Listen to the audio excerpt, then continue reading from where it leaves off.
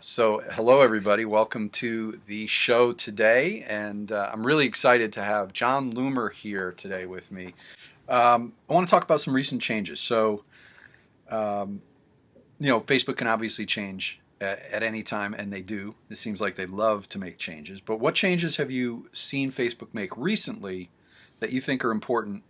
And specifically, let's talk about things that people may not understand because there's lots of sometimes they make changes that really fly under the radar and people miss out on them. So what do you see that they've been doing?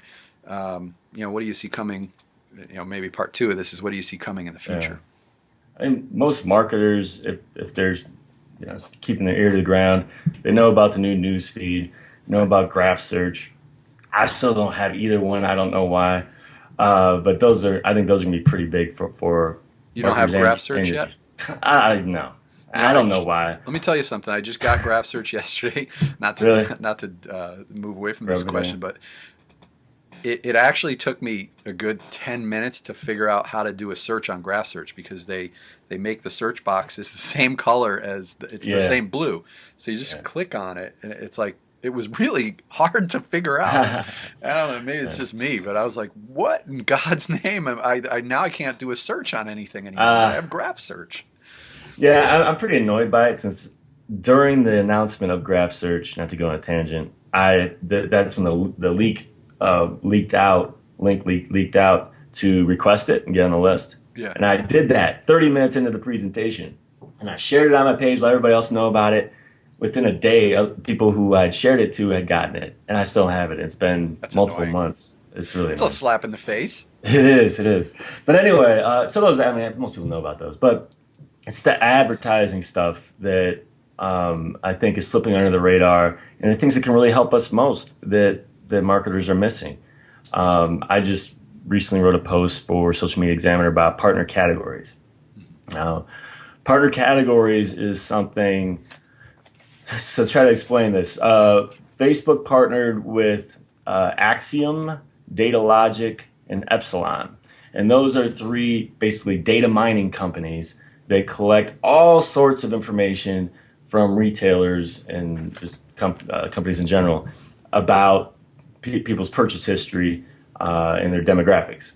So up until then, and up until, say, the custom audiences and email list kind of stuff, the accuracy of your targeting was focused entirely on how accurate you were about updating your profile and how active you were on Facebook to give Facebook these cues about who you are and what you like and stuff like that. Mm-hmm. But with these partner categories, there are now over 500 categories of purchase history, things that you would be amazed if you dug into. I mean, I was just looking into the auto stuff, like owning a car. It's like what type of car you own or rent or lease, how long ago it was, how old that car is, what the brand, make, model is. I mean, it just goes on and on. So that's just cars. And the possibilities for this based on your actual purchase history, if you're a retailer, is pretty amazing. So that's one of them. So the custom audiences, I mentioned before, you could target your current subscribers who aren't even your fans yet in ads. But so that could be part of a nice big campaign, right? So you put out this new product.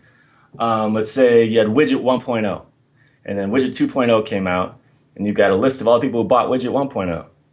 So obviously you're gonna email those people, right? Let them know, hey, widget 2.0 is out. Make sure you upgrade. But not everybody opens. The email open rate. We freak out about the Facebook reach rate. Yeah. Email open rate often 20% or so. Yep. And that's a stationary target. But even when they open it, a lot of times it's just opening it to delete it, right? So not really read it.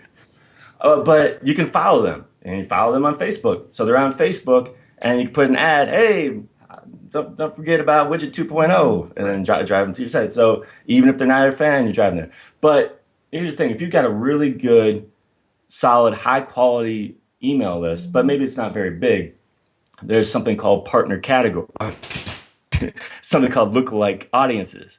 So Facebook has this list of people that you uploaded, and Facebook can then match those up to the top 1% or 5% of users who are similar to them. Interesting.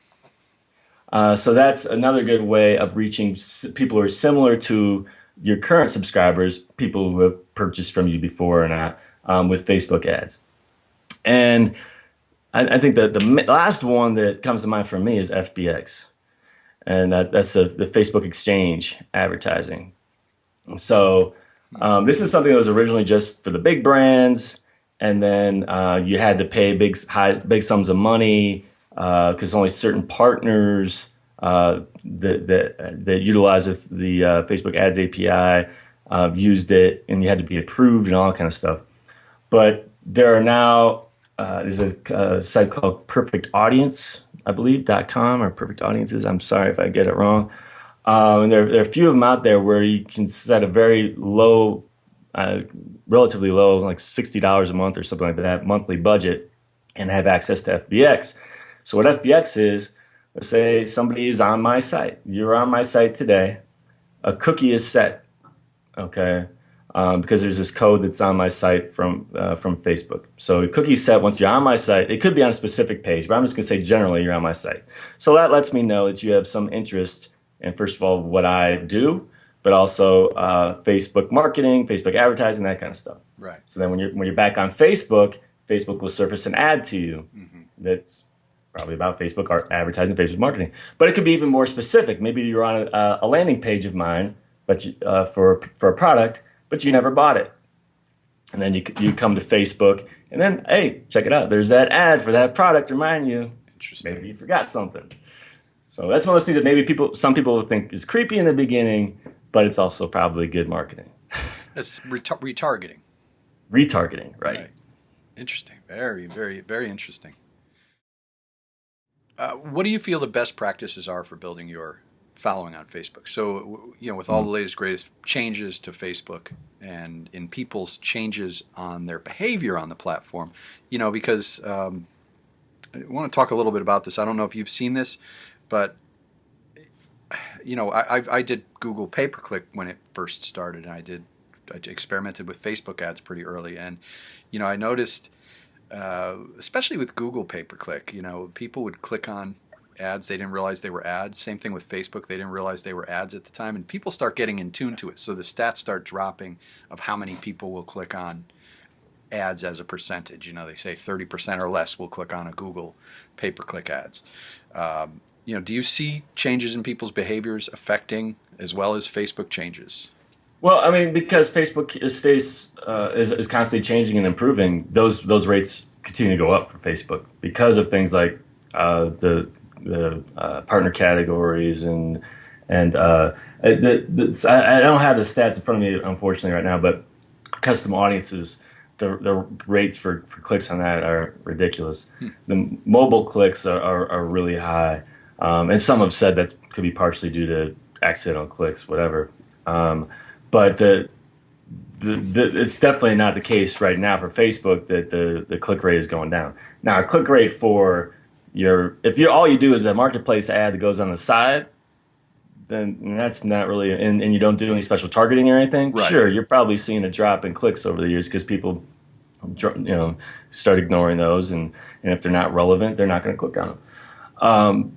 But no, I mean, I think in general, Facebook right now is still in a good place where they're constantly improving things to make it easier for us to reach people. Cool. I don't know. Did I miss your original question? I think I might have gone on a tangent there. Was that it? No, just talking about building a following in general building a following is difficult. Yeah, so building a following. I mean, the main thing for me is just having a plan. So I talk about having a content plan and knowing your audience and knowing your ideal audience, your ideal customer, and what it is they want.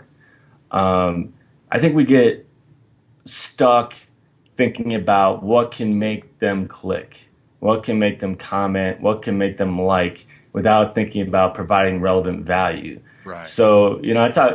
If you follow my stuff, I don't use any of these tricks. Right? I don't trick anybody to comment on my stuff. So I don't have ridiculous engagement numbers. because my goal isn't about fluff engagement. My goal is to get you to click on my link because and you can't trick somebody into that. If you're interested in Facebook marketing, hopefully my teaser about whatever it is that I wrote about is enough to click on it. And I will have some kind of question or maybe a call to action, but there's no rocket science in what I do. So the main thing for me is you need to determine who that ideal person is, ideal customer, ideal reader, and think about what it is they want to see. How is it that you can provide value? Your value is probably not in cat pictures unless you're a pet store or something. Right. Your value could be in educating. It could be in entertaining. It could be in providing discounts.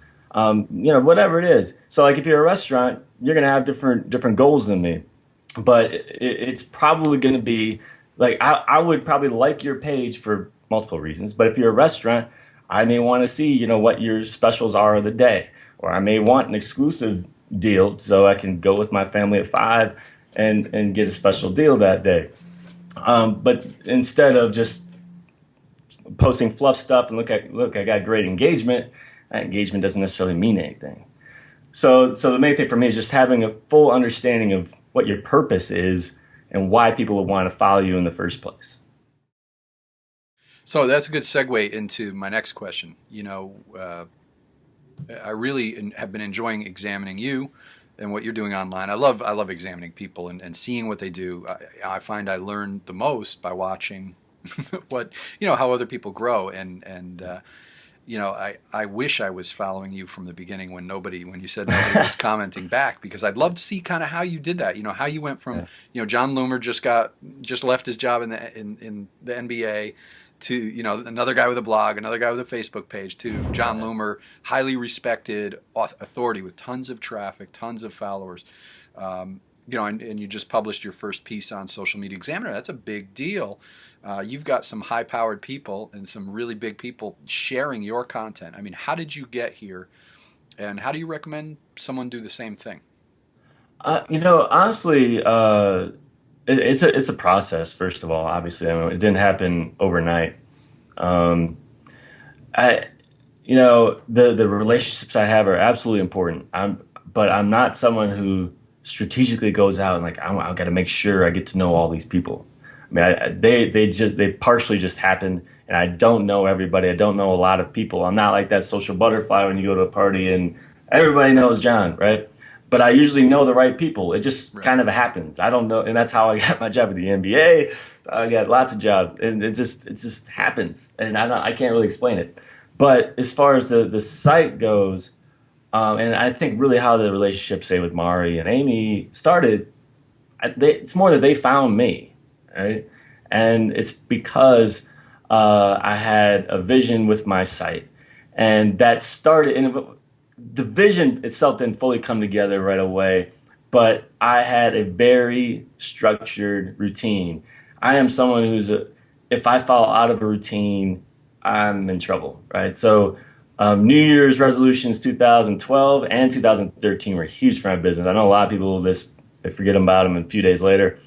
But 2012, it's like, I am going to write 5 days a week, Monday through Friday, and probably even Saturdays.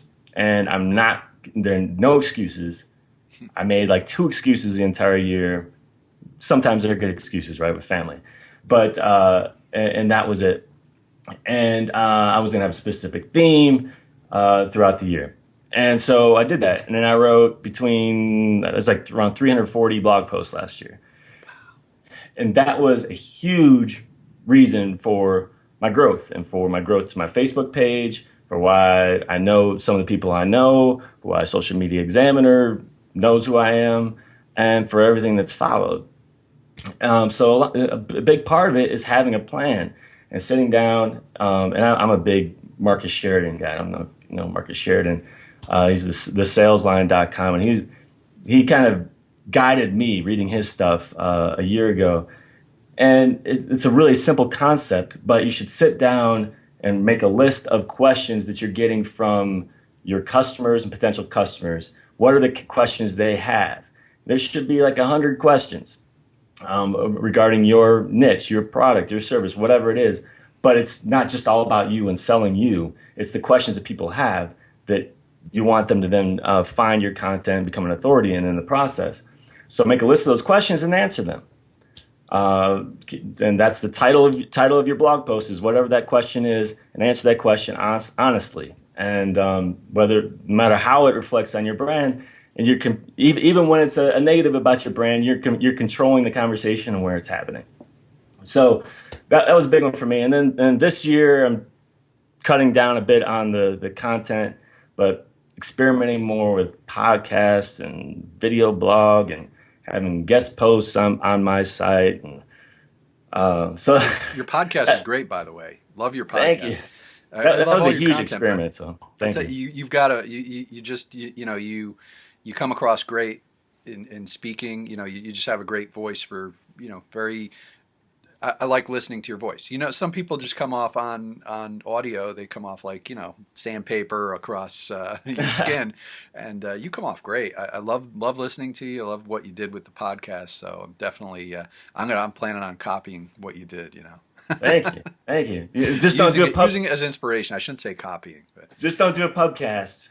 I love it. Yeah, pubcast. I mean, when I first heard that, I was like, the funny thing is like I was like, what is a pubcast? This new thing that people are doing. I need to do pubcasts. What technology is a pubcast? And then I heard, it wasn't until like 30 minutes into one of your podcasts, I'm like, oh, I get it. He's at the bar, he's having a beer. Yeah, it happened randomly. I had Mike Megsoudi from Post Rocket on the show. He was my first guest, and he's the 22-year-old kid basically. Like I shouldn't even be drinking with the guy, but I was like, hey, come on, have a beer, it's gonna be relaxed, right? And so he's in a house full of all the Post Rocket guys. They all live in the same place in California, just as you would probably imagine it. So obviously he had beer in his fridge. So he had his beer and I had a beer. And then there's someone who listened to it. And he's like, oh, a pubcast. I love it. Like, I'm stealing that. I love that. I love calling that. So I didn't even have a name for it until there was someone who kind of coined that for me. It's just hysterical because so used. I'm like, you hear about some new technology. I'm like, wait a minute. Google Glass. I need to go find out what that is. I need to know about it right now. Pubcast. What is this new technology called a pubcast? So it screwed with my mind. I love it. That's great. That's great.